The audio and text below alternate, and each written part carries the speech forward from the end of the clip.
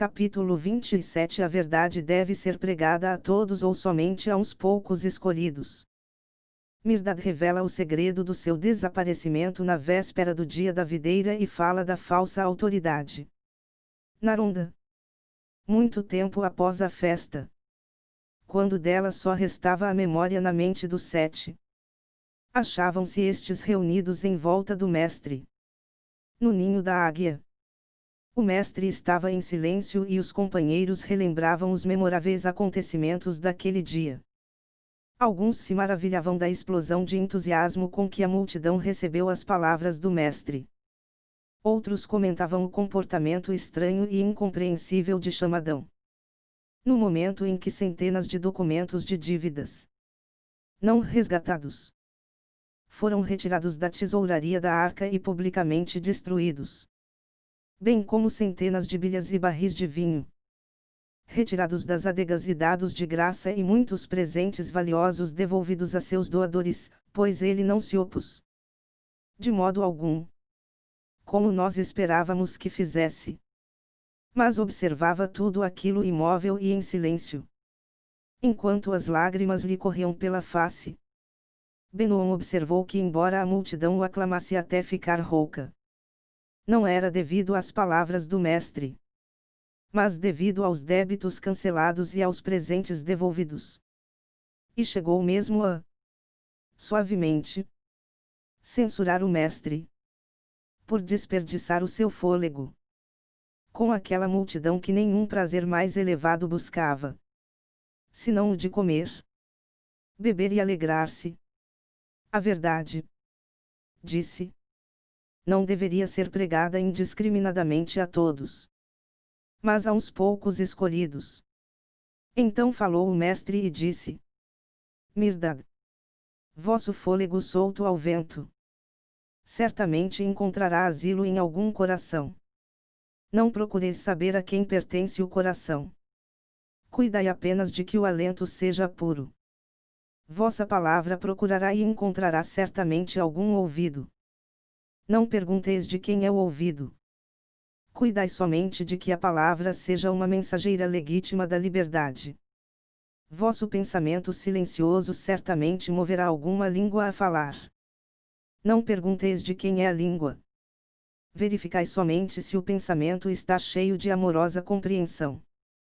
Não penseis que algum esforço possa ser desperdiçado. Algumas sementes ficam enterradas por muitos anos, mas rapidamente brotam quando estimuladas pelo alento da primeira estação favorável. A semente da verdade está em todos os homens e em todas as coisas. A vossa tarefa não é semear a verdade, mas preparar a estação favorável para que a semente possa brotar. Todas as coisas são possíveis na eternidade. Não vos iludais, portanto, da libertação de quem quer que seja, mas pregai a mensagem da liberdade a todos com a mesma fé e zelo ao que não anseia e ao que anseia por ela. Pois aquele que não anseia, certamente virá a ansiar, e os que agora não têm asa, um dia estenderão as suas ao sol e voarão aos inacessíveis páramos. Micaster. Põe-nos tristes o fato de que até hoje, muito embora repetidas vezes lhe tenhamos perguntado, o mestre ainda não nos haja revelado o segredo de seu misterioso desaparecimento na véspera do dia da vide. Não seremos merecedores da sua confiança. Mirdad. Quem quer que mereça o meu amor, certamente merece a minha confiança. É a confiança mais do que o amor. Micaster.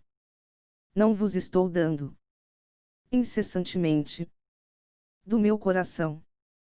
Se não vos falei dessa circunstância desagradável, foi porque estava dando a Chamadão tempo para que se arrependesse. Foi ele que, com auxílio de 2 estranhos, me levou à força para fora deste ninho da águia e me atirou no abismo negro. Infeliz Chamadão! Jamais poderia sonhar que o abismo negro receberia Mirdad com mãos de seda e lhe forneceria escadas mágicas para que ele voltasse ao pico. Narunda. Ao ouvirmos isso, todos nós levamos um choque e ficamos estarrecidos. Ninguém ousava perguntar ao mestre como havia saído incólume daquilo que a todos parecia uma perdição certa.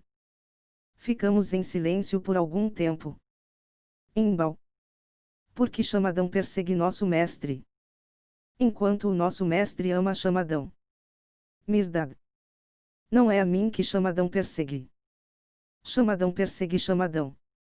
Dai aos cegos uma semelhança de autoridade e eles arrancarão os olhos de todos os que veem. Até mesmo os olhos daqueles que trabalham duramente para fazer com que eles vejam. Dai ao escravo, durante um só dia, o poder de fazer a sua vontade e ele transformará o mundo em um mundo de escravos. Os primeiros a quem ele flagelará e algemará serão aqueles que trabalharam intensamente para libertá-lo. Toda e qualquer autoridade deste mundo é falsa. Por isso ela tine as esporas e brande a espada e cavalga seus corcéis. Com espalhafatosa pompa e cerimônias reluzentes. Para que ninguém possa perceber a falsidade que há em seu coração. O seu trono cambaleante está apoiado em canhões e lanças. A sua alma, repleta de vaidade, está enfeitada com amuletos que inspiram medo e emblemas de necromancia. Para que os olhos curiosos não descubram a sua miséria. Essa autoridade, além de ser cega, é maldição para o homem que anseia por exercê-la. Pois tenta manter-se a todo custo. Mesmo ao pavoroso custo de destruir o próprio homem. Aqueles que aceitam sua autoridade e os que a ela se opõem. Devido à sua cobiça pela autoridade, estão os homens em constante inquietação. Os que exercem autoridade estão constantemente lutando para mantê-la. Os que não a têm não cessam de lutar para subtraí-la das mãos dos que a exercem. Entre mentes, o homem, o Deus enfaixado, é pisoteado pelos pés e pelos cascos dos cavalos e abandonado no campo de batalha. Esquecido. Sem socorro e sem ter quem dele se apiede. Tão renhida é a luta e tão enlouquecidos pelo sangue são os que lutam. Que ninguém para. A fim de levantar a máscara da noiva espúria e expor à vista de todos o seu horroroso semblante.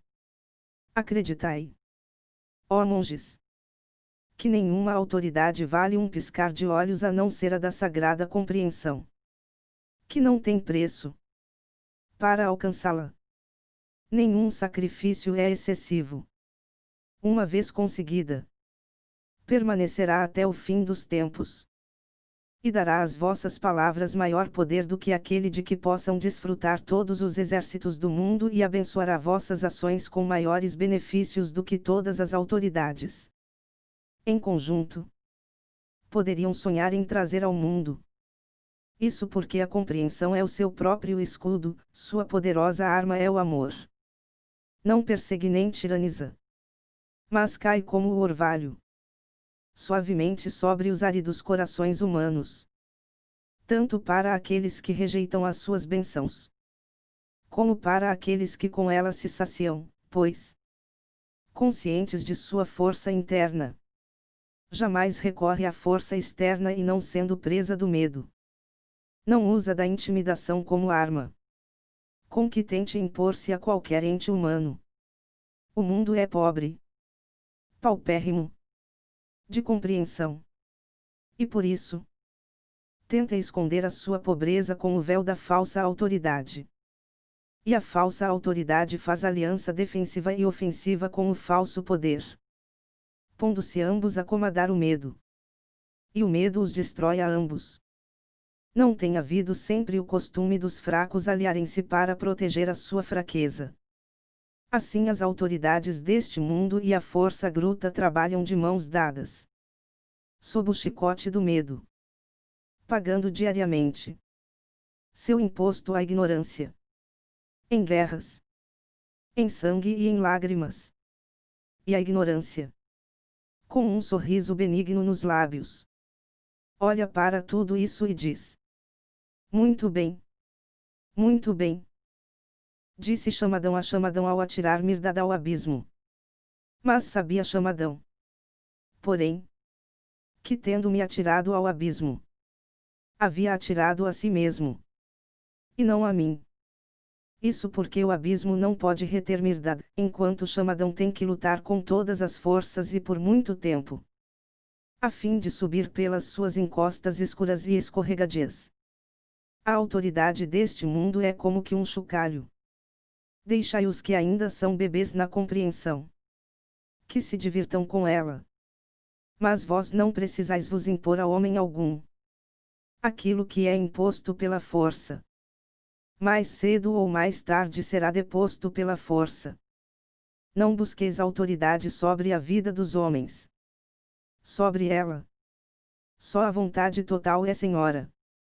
Nem busqueis autoridade sobre os bens dos homens, pois os homens estão acorrentados a seus bens, tanto como às suas vidas, por isso desconfiam daqueles que interferem em suas correntes e os odeiam. Procurai, porém, um caminho para o coração dos homens por intermédio do amor e da compreensão, e uma vez ali instalados, melhor podereis trabalhar para libertá-los de suas correntes. Assim, o amor guiará vossas mãos, enquanto a compreensão segura a lanterna.